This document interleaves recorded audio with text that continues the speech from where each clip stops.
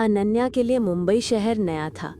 वो अपने काम के सिलसिले में मुंबई के एक पुराने अपार्टमेंट में रहने आई थी, फ्लैट नंबर 904, जो कि 9वीं मंजिल पर था।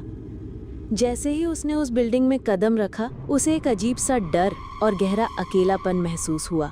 हवा में एक अजीब सी खामोशी थी जो उसके दिल में एक अनजानी बेचैनी पैदा कर रही थी।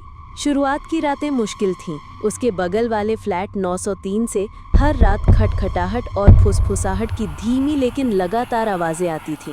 कभी लगता था जैसे कोई धीरे धीरे चल रहा है, कभी जैसे कोई फुसफुसा रहा है, और कभी कभी तो किसी के रोने की दबी हुई आवाज़ भी सुनाई देती थी। अनन्या ने कई बार दरवाजे पर कान लगाकर सुनने की कोशिश की, लेकिन आवाज़ें इतनी धीमी थी कि वो कभी ठीक से समझ नहीं पाई।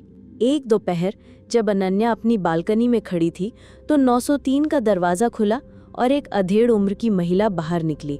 उन्होंने अनन्या को देखा और एक फीकी मुस्कान के साथ कहा, नमस्ते, मैं मल्होत्रा, फ्लैट 903 से। अनन्या ने राहत की सांस ली। नमस्ते, मैं अनन्या, उसने जवाब दिया। मल्होत्रा आंटी ने उसे अपने फ्लैट पर चाय पर बुलाया। अंदर का माहौल अजीब था। फ्लैट में पुरानी चीजें बिखरी पड़ी थीं और हवा में एक अजीब सीलन और पुरानी यादों की गंध थी। चाय पीते हुए मल्होत्रा आंटी ने कहा, तुम 904 में रहती हो? उस फ्लैट में पहले भी एक लड़की रहती थी, बिल्कुल तुम्हारी उम्र की, वो भी अकेली थी। अनन्या ने पूछा, क्या हुआ उसे? मल्होत्रा आंटी ने एक लंबी सांस ली। वो एक दिन अचानक गायब हो गई, किसी को पता नहीं चला कि कहाँ गई। अनन्या के मन में एक सिहरन दौड़ गई। धीरे धीरे 903 से आने वाली आवाजें और भी डरावनी लगने लगी। कभी कभी तो अनन्या को लगता था जैसे कोई उसका नाम फुसफुसा रहा है। एक दिन उसने बिल्डिंग के चौकीदार से मल्होत्रा आंटी के बारे में पूछा। चौकीदार ने हैरानी से उसे देखा और कहा, मल्होत्रा आंटी? वो तो कई साल पहले उसी फ्लैट 903 में आग लगने से मर गईं। वो फ्लैट तो तब से बंद पड़ा है मैडम।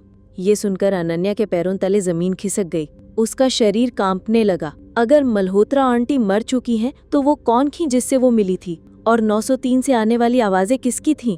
वो तुरंत अपने फ्लैट से बाहर निकली और 903 के दरवाजे की ओर भागी। उसका दिल जोरों से धड़क रहा था। जैसे ही वो दरवाजे के पास पहुंची, दरवाजा अपने आप धीरे से खुल गया।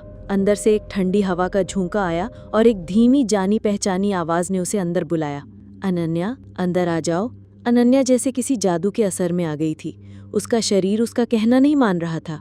वो धीरे धीरे उस अंधेरे रहस्यमयी फ्लैट के अंदर चली गई। जैसे ही वो अंदर पहुंची, फ्लैट का दरवाजा एक तेज आवाज के साथ बंद हो गया।